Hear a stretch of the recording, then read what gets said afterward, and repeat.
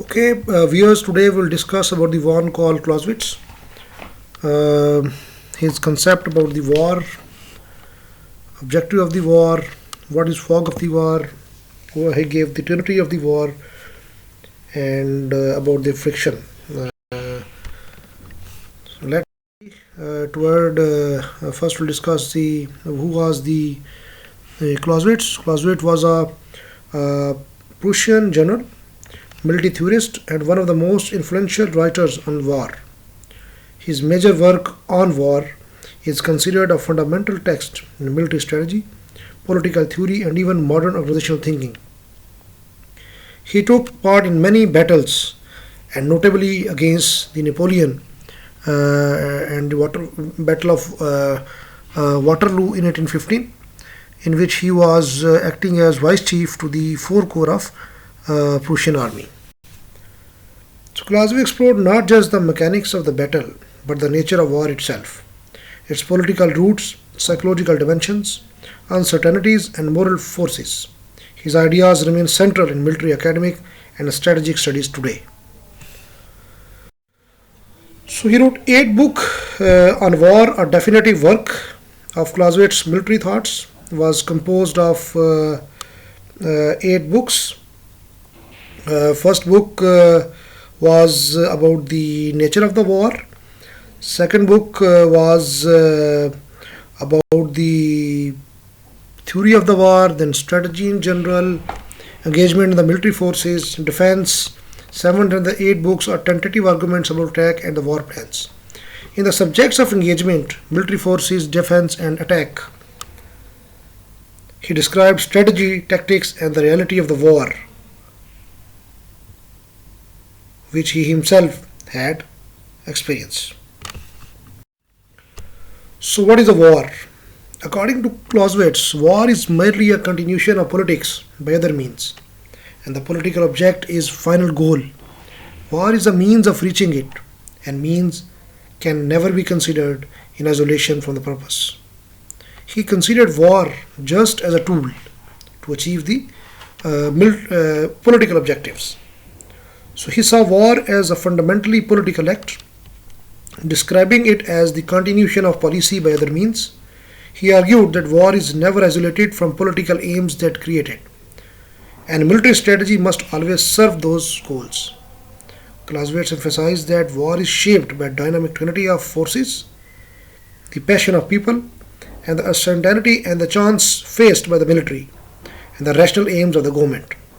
He highlighted the pervasive role of friction and the fog of the war, those countless difficulties, errors, and uncertainties that make even simple tasks hard and force leaders to act with imperfect information.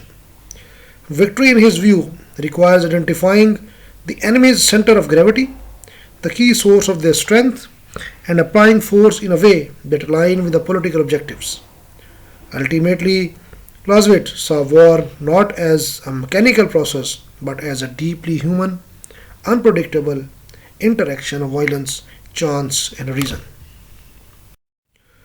So his main idea was that he advocated regarding the absolute war theory. Violence is the essence of the war.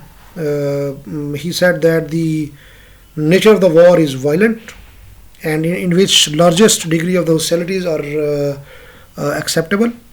And he said that war is definitely a national concern because it is a mean to achieve the political ends. And he there gave the concept of the conceptual war and the real war. So, primary objective of the war, according to him, was to disdain the enemy by annihilating the armed forces. He always talk about annihilation, to conquer and destroy the enemy's armed forces, to get possession of materials, elements of aggression of enemy, to gain public opinion. So Clausewitz argued that the primary objective of the war is to compel the enemy to do one's will, meaning that all military action must serve a clearly defined political purpose, because war is a continuation of policy by other means. Political objectives shape the military objectives, determining how far a state is willing to go and how much force it must apply. Clausewitz believed that successful strategy requires identifying the enemy's center of gravity, the source of their power or resistance, and directing operations toward it to achieve decisive results. He emphasized that objectives must be realistic, aligned with political aims, and adaptable to changing circumstances. Since friction, chance, the fog of the war constantly disrupt plans.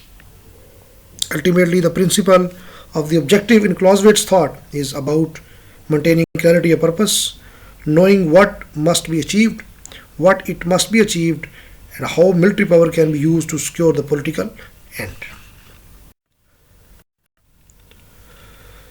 So, principle of objective of the war, according to him, was to employ all forces which we can make available with the utmost energy, availability of all force he talk about.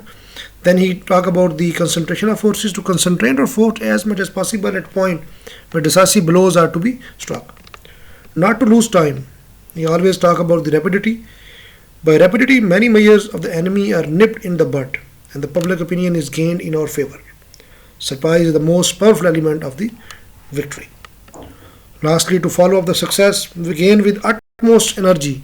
The pursuit is the only means of gathering up the fruit of the victory, because it proved to be nipped in the bud at the end.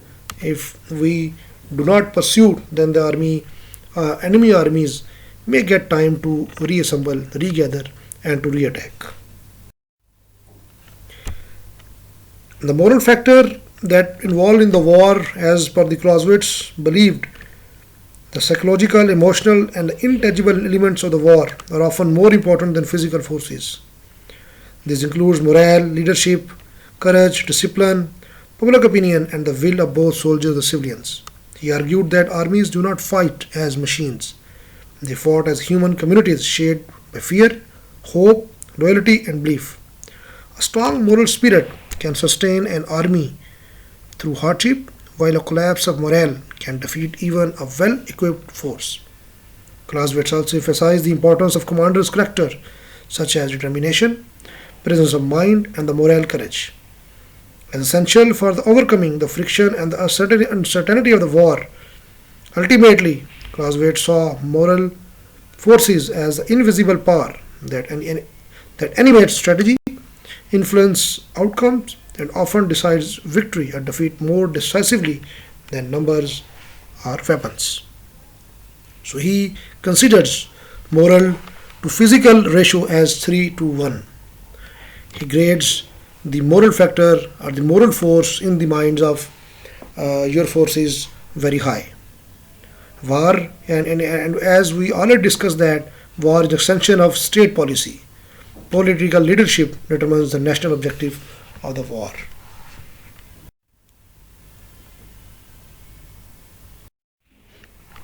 So next is concept is fog of the war.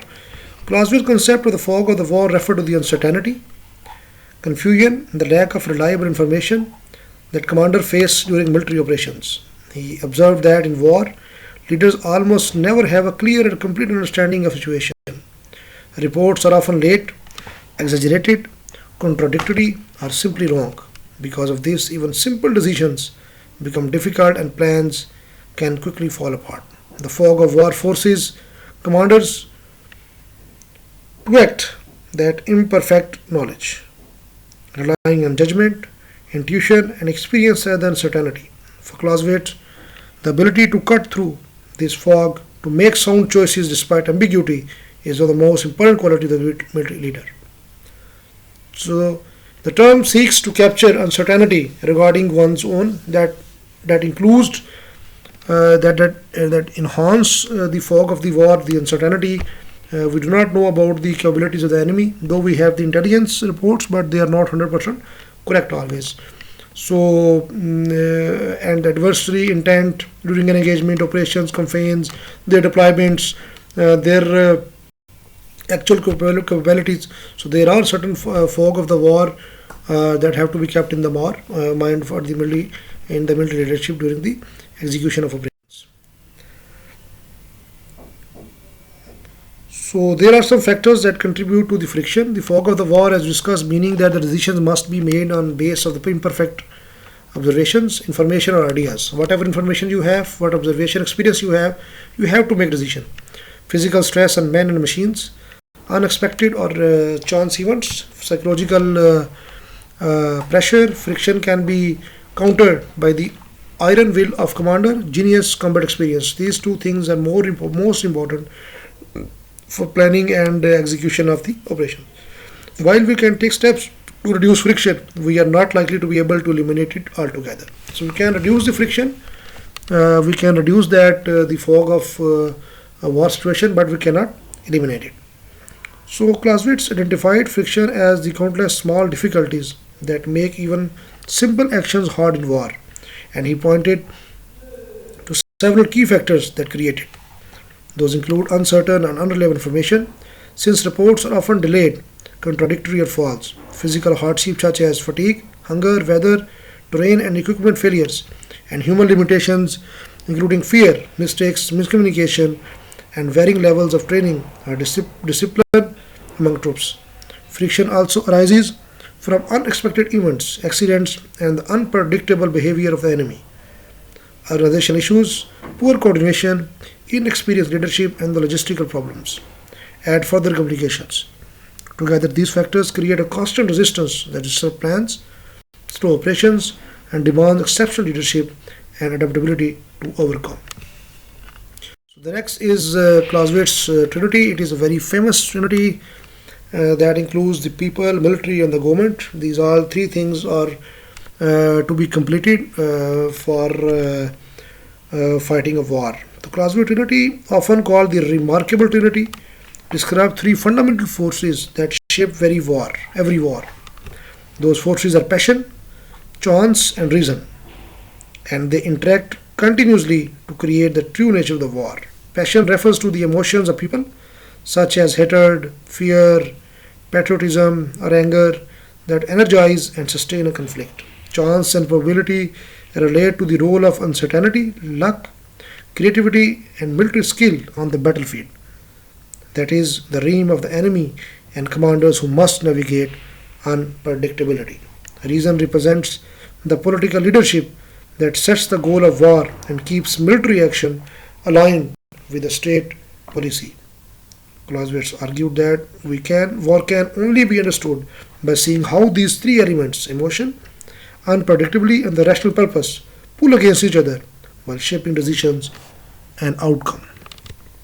For today, it's end. In the next lecture, we will discuss about the Germany. Thank you.